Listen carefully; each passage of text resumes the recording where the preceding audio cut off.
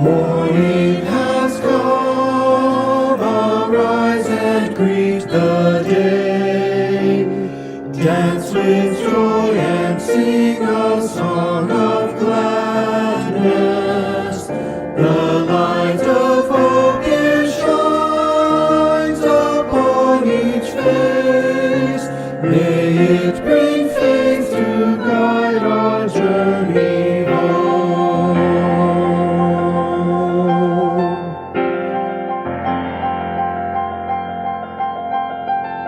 A new day dawns, once more the gift is given.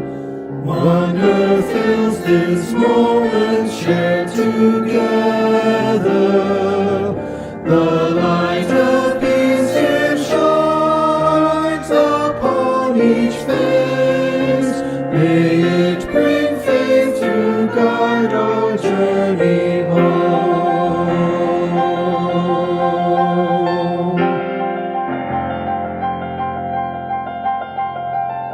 Open our eyes to see that life abounds.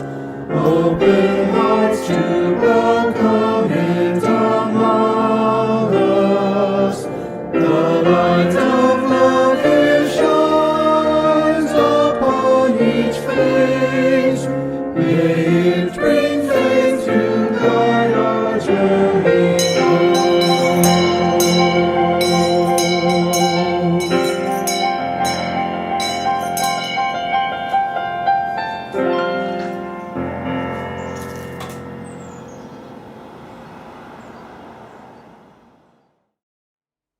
Good morning, Live Oak. I'm Carrie Krause, the Director of Lifespan Faith Development, and I'll be your worship leader today.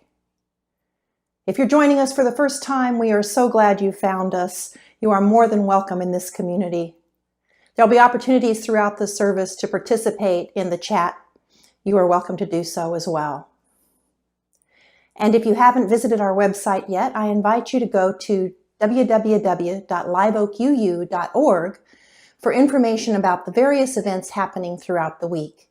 And on our homepage, you will find links to our Zoom Fellowship Hour happening right after the service, as well as a special guest room for first-time visitors where you can go and chat with some people and ask any questions you might have about our community. Our ancestors are more than our blood relations, and we can choose to claim those who speak to us. Lighting the flaming chalice in our worship service is one way that we connect back to our Unitarian Universalist ancestry.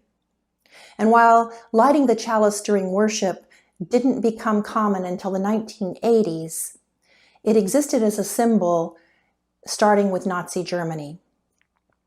Hans Deutsch, a refugee himself, designed the logo at the request of Reverend Charles Joy for the Unitarian Service Committee. It was used to help Jewish refugees and placed on documents to look official as the service committee worked to help them get out on the eve of World War II. And so now, connecting back to that ancestry, let us draw our chalices near as we light them together.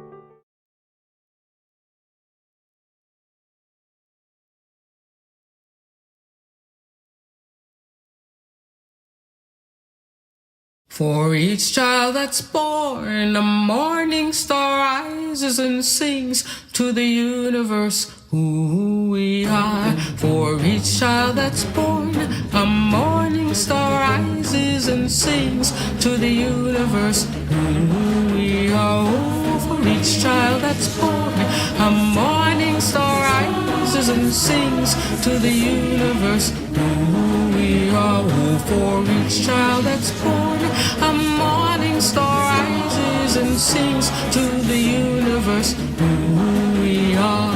We are our grandmother's prayers, and we are our grandfather's dreamings, and we are the breath of our ancestors. We are the Spirit of God. We are mothers of courage, fathers of time, daughters of dust, and the sons of great visions. We're sisters of mercy, brothers of love, lovers of life, and the builders of nations. We're seekers of truth, keepers of faith, makers of peace, and the wisdom of ages. We are our grandmother's prayers. We are our grandfather's dreamings, and we are the breath of our ancestors. We are the Spirit of God. We are mothers of courage, fathers of time, daughters of dust, and the sons of great visions. We're sisters of mercy, brothers of love, lovers of life, and the builders of nations. We're seekers of truth and keepers of faith. We are makers of peace and the wisdom of ages. We are our grandmother's prayers. We are our grandfather's dreamings, and we are the breath of our ancestors. We are the Spirit of God. We are our grandmother's prayers, and we are our grandfather's dreamings. We are the breath of our ancestors. We are the Spirit of God. For each child that's born, a morning star rises and sings to the universe who we are. For each child that's born, a morning star rises and sings to the universe who we are. We are one.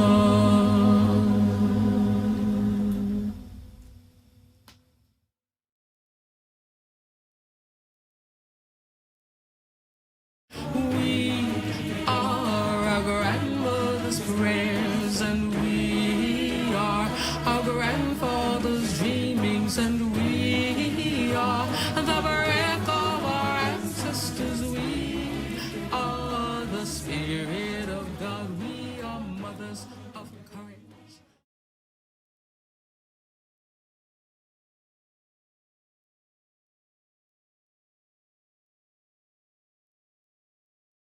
This morning's big idea is Alma and How She Got Her Name by Juana Martinez Neal. Alma Sofia Esperanza Jose Pura Candela had a long name. Too long if you asked her. My name is so long, Daddy, it never fits, Alma said. Come here, he said. Let me tell you the story of your name. Then you decide if it fits. Sophia was your grandmother, he began. She loved books, poetry, jasmine flowers, and of course, me. She was the one who taught me how to read. I love books and flowers, and you too, Daddy. I am Sophia. Esperanza was your great-grandmother, he continued. She hoped to travel, but never left the city where she was born. Her only son grew up to cross the 7 seas. Wherever her sailor son went, so did Esperanza's heart. The world is so big, I want to go see it, Daddy. You and me together. I am Esperanza. Jose was my father, Alma's daddy said. He was an artist with a big family, like many people had back then. Early each morning he walked to the mountains and the plazas to paint everyday life. Sometimes I went along. Your grandfather taught me to see and love our people. I wake up early every day, and I draw a lot, too. This morning I drew a kitty cat for you, Daddy. I am Jose. Pura was your great-aunt. She believed that the spirits of our ancestors are always with us, watching over us. When you were born, she tied a red string around your wrist, a charm to keep you safe. Hello, Pura. It's me, Alma. Candela was your other grandmother. She always stood up for what was right.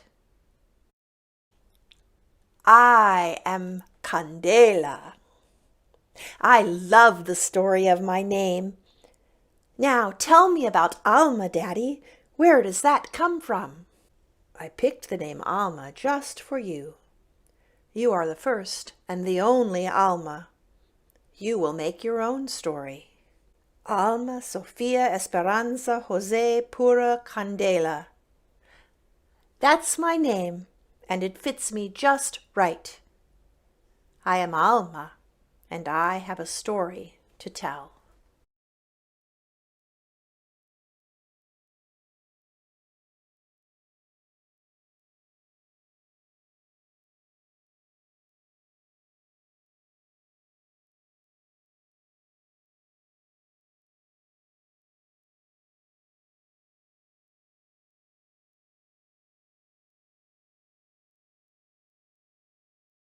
Well, I've learned as a child 2 ways to see it, the way the world is and the way it should be. Some people say that's just not my problem. Some people do what must be done. They see the hole in the fabric, there must be some. They see the way blockaded, and they're all back to stone. They see the day beyond the horizon, and they do what must be done. And they do what must be done. Some people do what must be done. Do what must be done. They see the way beyond the horizon, and they do what must be done. I've seen the toll taken, the tears that were shed. I've seen the journey started and the ripples spread. Some people say that's just not my problem. Some people do what must be done. Some people do what must be done. Some people do what must be done. Some people do what must be done. Do what must be done. They see the way beyond the horizon and do what must be done. And do what must be done. And do what must be done.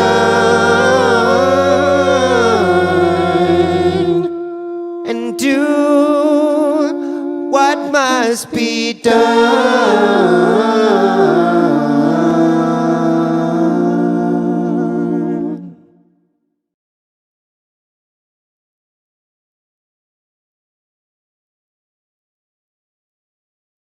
Can you hear them? Can you hear the whispers of the ancestors? We remember.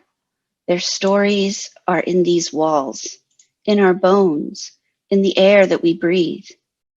Their stories are in the touch of a calloused hand, in the melody of songs that we hum while washing dishes, in remembered faces. We hear the whispers of the ancestors, how their stories touch our lives and call us into being. I have a friend who makes ancestor dolls to place on her altar at home. Sometimes these dolls are her own blood relatives, and often they are ancestors that she has claimed, those people in her life who have influenced or shaped her through their words, through their actions, through their loving. It's a beautiful way that she connects with her past and remembers the stories. Today I want to focus on my own personal connection to my blood ancestors. And I hope in it you see some ways that you might connect as well.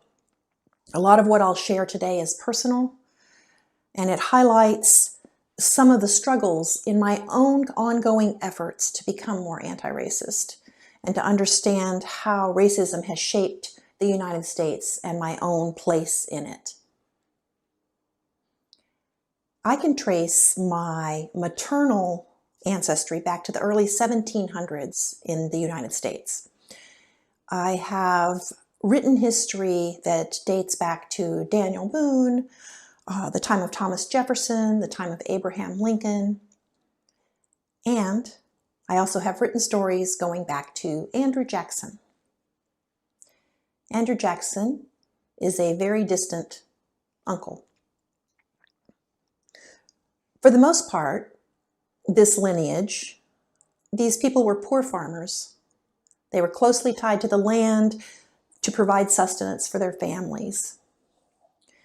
A few of them were ministers, a few more soldiers, but only one that I could find held the status that Andrew Jackson held.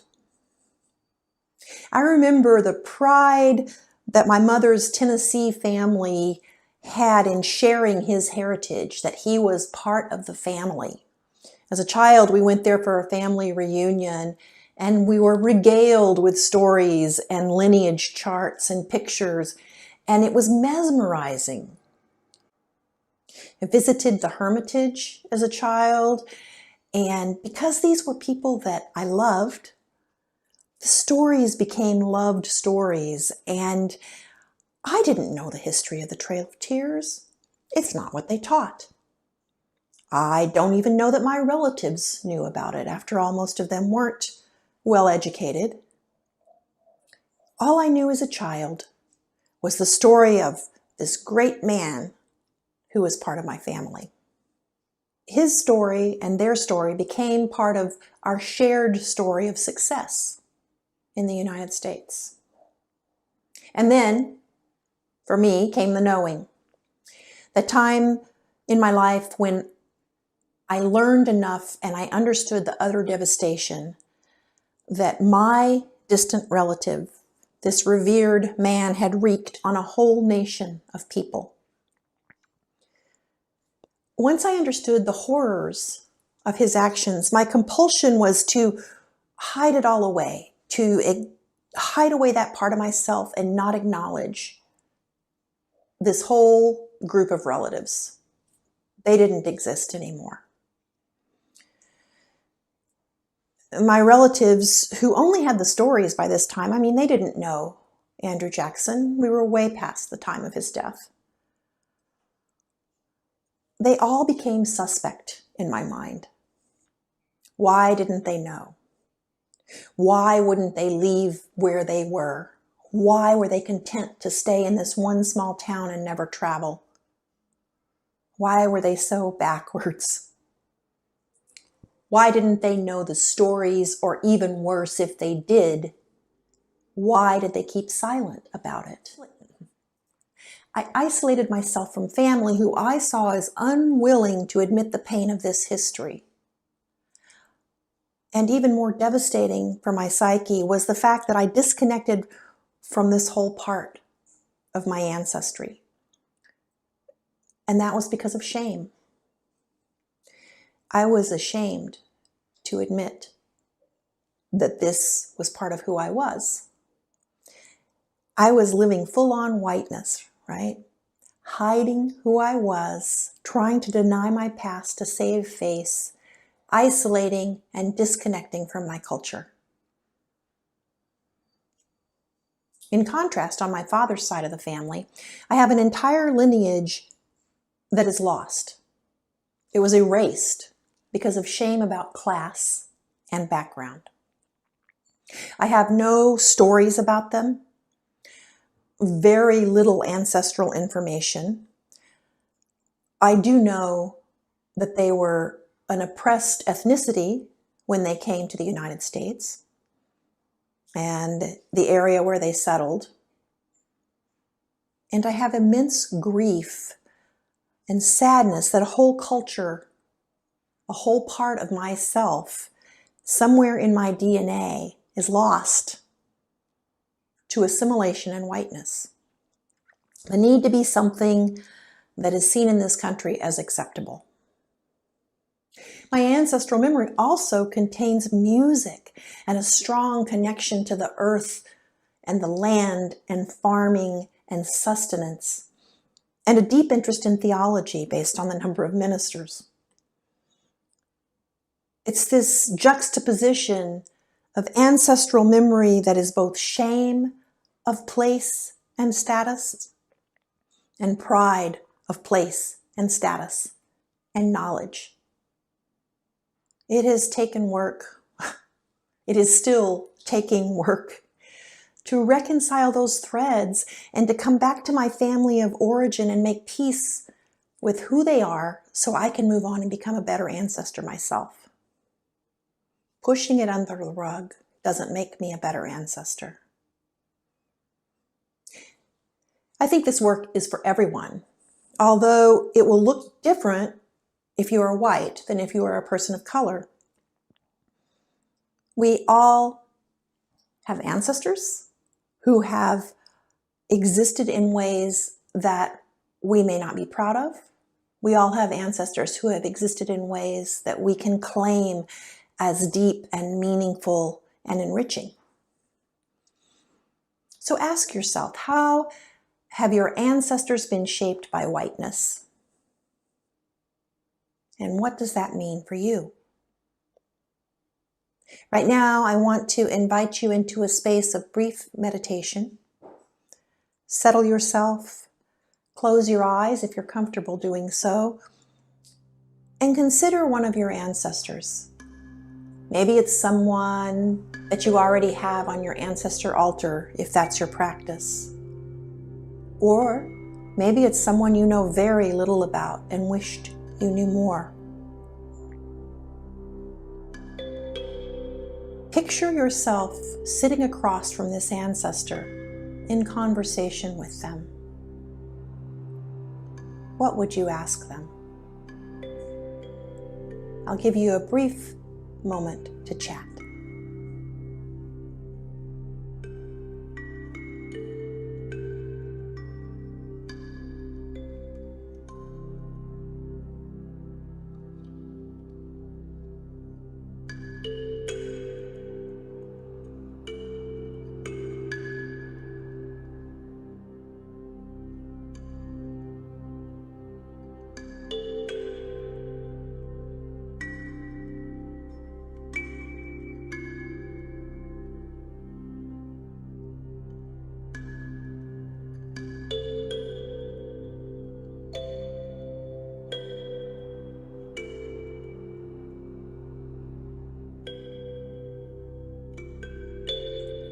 Did your ancestors speak with you?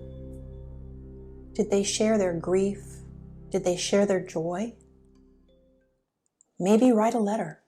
Write a letter to your ancestor expressing your grief, your joy.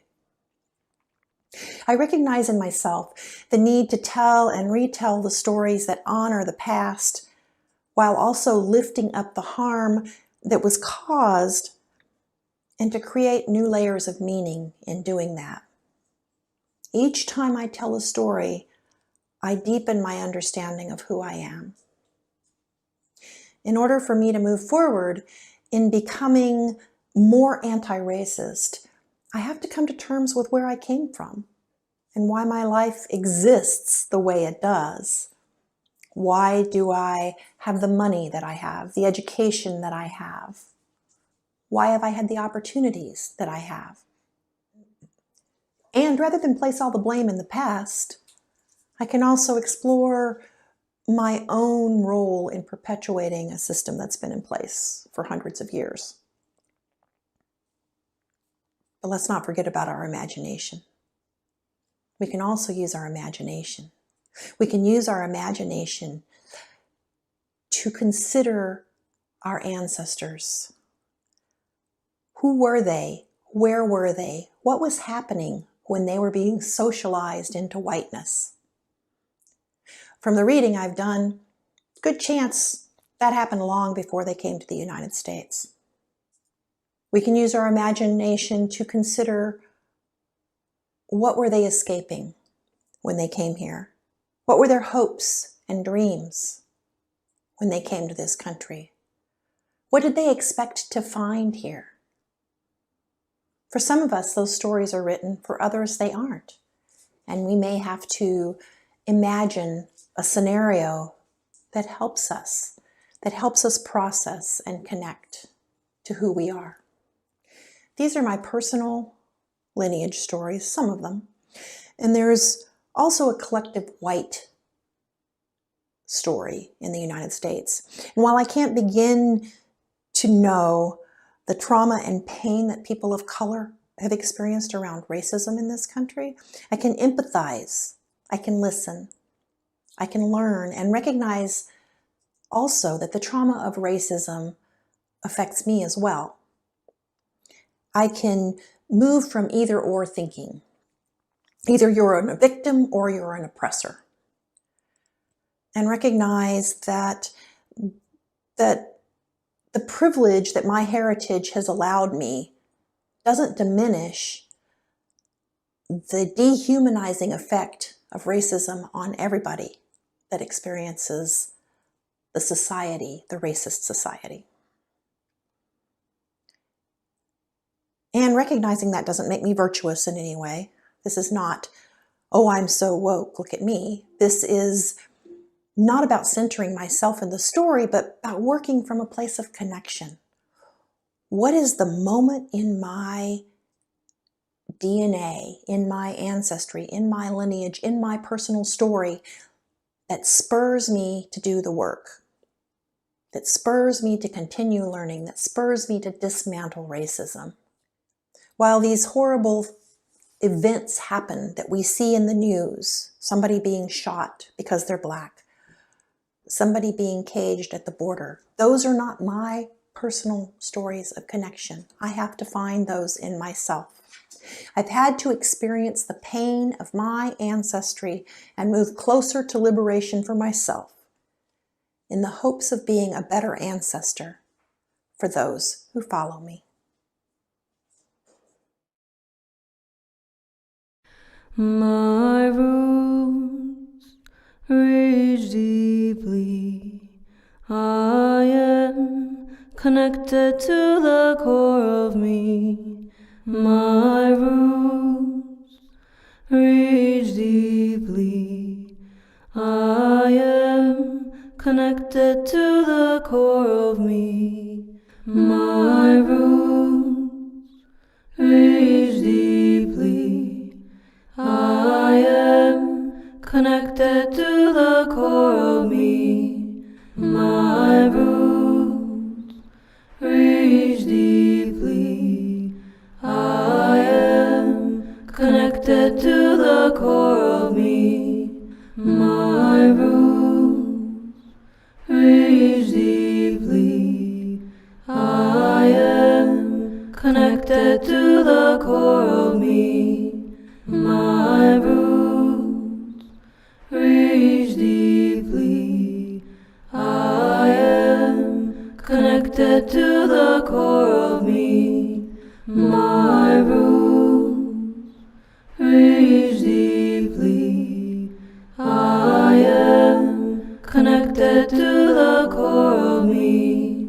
My root reaches deeply. I am connected to the core of me. My root reaches deeply. I am connected to the core of me. I am connected. My root reaches deeply. I am connected to the core of me. Connected to the core. My root reaches deeply. I am connected to the core of me. My root reaches deeply. I am connected to the core of me. My root reaches deeply. I am connected to the core of me. My root reaches deeply. I am connected to the core of me. My root I am connected. I am connected. I am connected to the core of me. My root reaches deeply. I am connected to the core of me.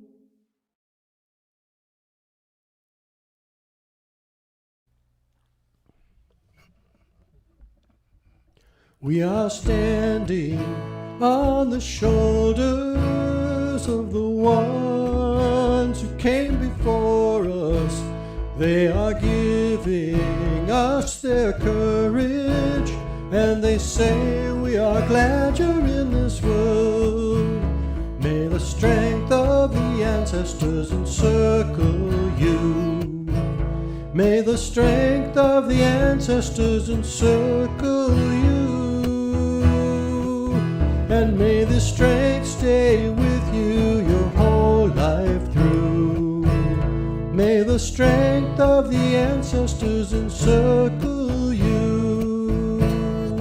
Oh, oh, oh, oh, oh, oh. We are standing on the shoulders of the ones who came before us. They are giving us their courage, and they say we are glad you're in this world.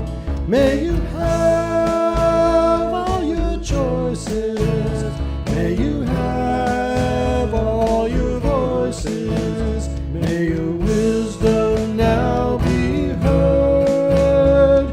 They say we are glad you're in this world. May the trust of the ancestors be healing you. May the trust of the ancestors be healing you. And may this trust stay with you your whole life through. May the trust of the ancestors be healing you. Oh, oh, oh, oh.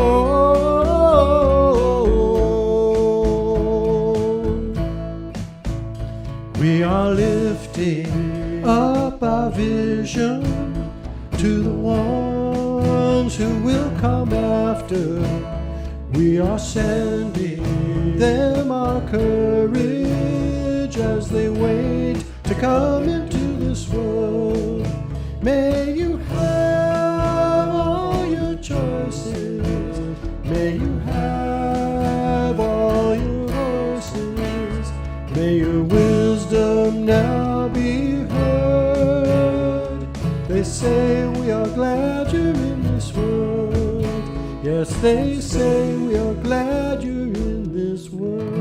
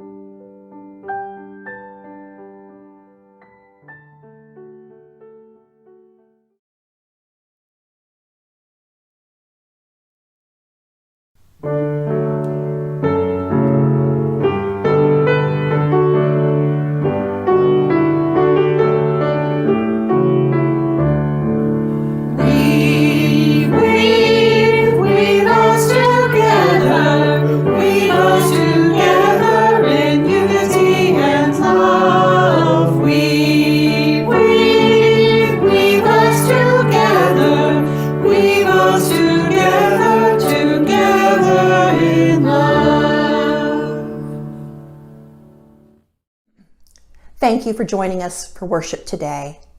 Remember to go to the website for links to the fellowship hour and to the visitors table if you're interested in those.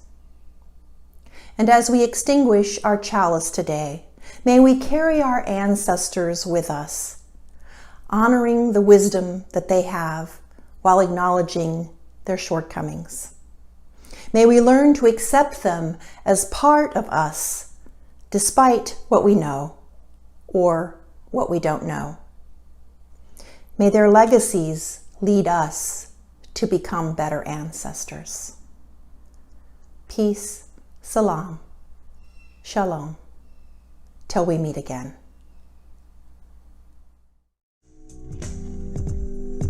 Soon the day will arise when we will be together, and no longer will we live in fear. the children will smile without wondering whether on that day thunderclouds will appear. Wait and see what a world there can be if we share, if we care, you and me. Wait and see